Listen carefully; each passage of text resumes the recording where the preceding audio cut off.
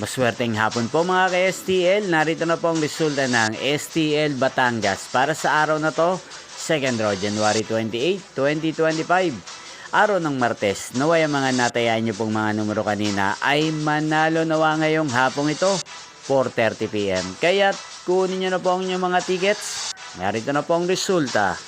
Ang mga numerong nanalo sa STL Batangas ngayong hapong ito, January 28, 2025, 4:30 PM. Second draw result, 12 at 29 in exact order. Sa lahat po ng tumaya kanina sa STL Batangas para second draw ng 12 at 29, congrats po sa inyo. Panalo po kayo again, 12 at 29. At ngayong hapong ito sa STL Batangas, sa atin pong i-shoutout si Kuya Roger at Kuya Roy ng Batangas.